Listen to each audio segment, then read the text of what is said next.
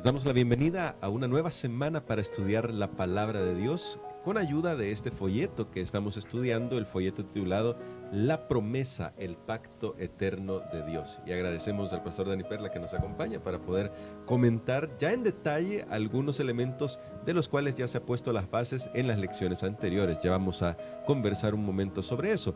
El tema de esta semana, el tema completo de toda la semana es por siglos perpetuos. Así que le invitamos en este día domingo a que esté en sintonía de Radio Adventista, que no se pierda estas transmisiones en vídeo, en Facebook y en YouTube durante toda la semana, para que aprendamos juntos sobre el tema que Dios nos ha permitido estudiar en su palabra.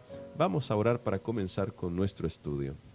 Nuestro buen Padre Celestial, hoy queremos pedirte que por favor tú nos des sabiduría para poder comprender esta lección, para poder asimilar los principios que tú tienes para nosotros y comprender que tú tienes un plan maravilloso para nuestras vidas.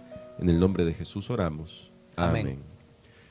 Pastor Dani Perla, durante las 2 semanas anteriores hemos puesto las bases, básicamente, de lo que ahora sí ya vamos a entrar en materia. Hemos hablado de la creación, una parte muy importante, ahí comienza todo, y se tocaron las nociones básicas de el pacto, qué implica esto. Pero también cuando hablamos de la creación, pastor, hablamos sobre la caída del hombre.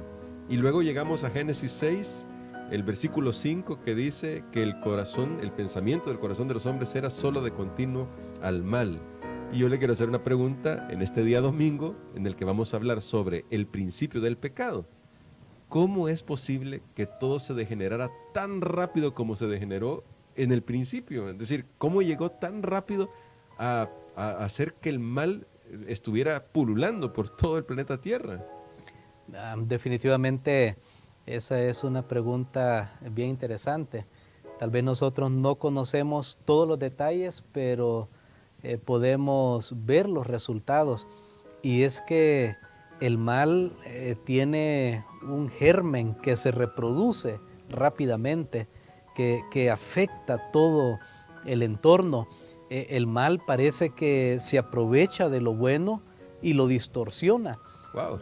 Así que podemos decir que el ser humano, una vez cayó en pecado, ese pequeño acto, llamémosle entre comillas, ese pequeño acto de Adán y Eva de comer del fruto, rápidamente comenzó a dar resultados, a dar una cosecha, y fue una cosecha terrible. Bueno, para comenzar, en el Edén, ahí mismo Eva codició de un fruto de ese árbol que Dios les había prohibido. Eva lo hizo, también le dio a su esposo. Ahí vemos que el que peca no peca solo, y ese es un punto bien importante. Como decía un filósofo, nadie es una isla. O sea, hay personas que piensan, no, yo voy a hacer esto y no le afecta a nadie más. Esto es mi vida. Y sí, es correcto, dicen, yo vivo mi propia vida, cada uno hace lo que quiere y con tal que no le afecte a otra persona. Y nosotros pensamos que esa filosofía funciona, pero realmente no funciona. Porque cuando leemos el libro de Génesis nos damos cuenta que el pecado es como querer pretender. Bueno, hoy en nuestro país lastimosamente han habido varios incendios, sí. Y es como que alguien diga, en este bosque vamos a quemar solo un árbol y que a los demás no les pase nada. Eso es el pecado.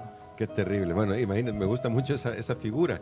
Pero entonces, pastor, para poder comprender esto, ¿qué pasos se dan en esto del pecado? A nivel personal, me refiero, nadie cae, digamos, sorpresivamente, si podemos decirlo así. Ahí debe haber un proceso. Como este proceso, de lo que hemos visto aquí un poco, comprendido de cuán terrible y cuánto se esparce el pecado, se da en nuestra propia vida. ¿Cómo comienza todo ahí en nuestra propia vida personal? Sí. Bueno, al igual que la humanidad gradualmente, pero muy rápido, fue cayendo en pecado, y tal vez ya vamos a descubrir por qué, pero así como la humanidad fue cayendo gradualmente en pecado, así es el pecado en nuestra propia vida. Al principio el pecado nos parece inofensivo hasta que finalmente el pecado llena todo el ser y las personas son capaces de hacer algo más.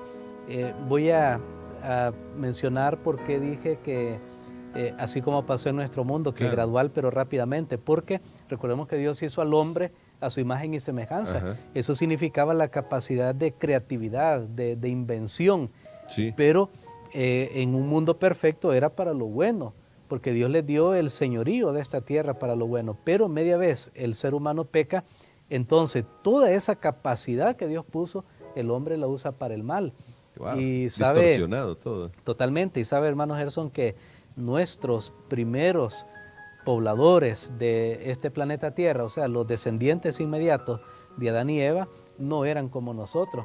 Nosotros podríamos parecer, voy a decir algo así, como una caricatura a la Wow. par de ellos, porque ellos eran personas extremadamente altos físicamente. Físicamente eran gigantes, eran robustos, pero su intelecto era un intelecto realmente abarcante, era su cerebro, era una supercomputadora, realizaba todas las funciones. Ahora hay estudios que solo usamos una parte, que un porcentaje.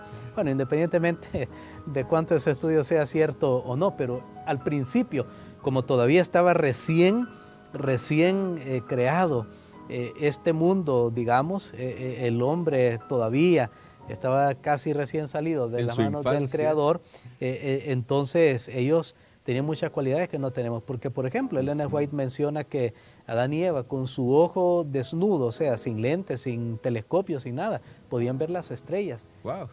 Ahora, ¿en qué momento les quitó Dios esa capacidad? Yo no sé. Claro. Si fue cuando salieron del Edén o fue un poco antes del diluvio, no lo sé, pero ahora imaginémonos toda la capacidad que tenían ellos. Y ahora, esta capacidad puesta al servicio del mal, fue terrible. realmente terrible.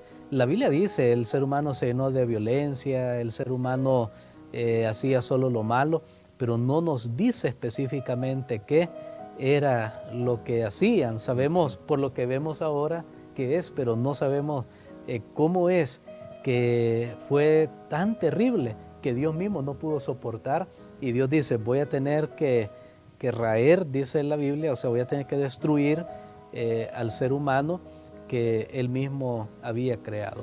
Bueno, durante esta semana vamos a entrar en detalle con esta historia porque nos va a poner los elementos esenciales para el pacto. Ya hablamos de eso la semana pasada, pero esta semana estaremos destacando esto. Note cuán terrible es el pecado y cuán terrible es que lo acariciemos en nuestra vida. Pero la verdad es que en nuestra naturaleza caída no podemos renunciar a Él. Necesitamos la ayuda de nuestro Señor Jesucristo.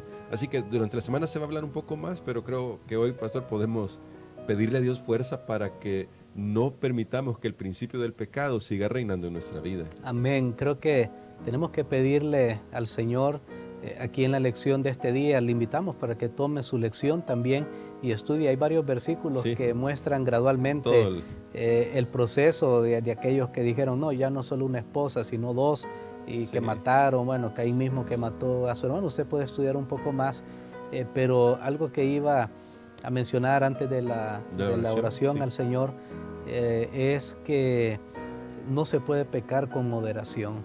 Y esto es algo que tenemos que entenderlo, porque muchas veces uso esta terminología que se usa, por ejemplo, con las bebidas alcohólicas. Dice, beba con moderación.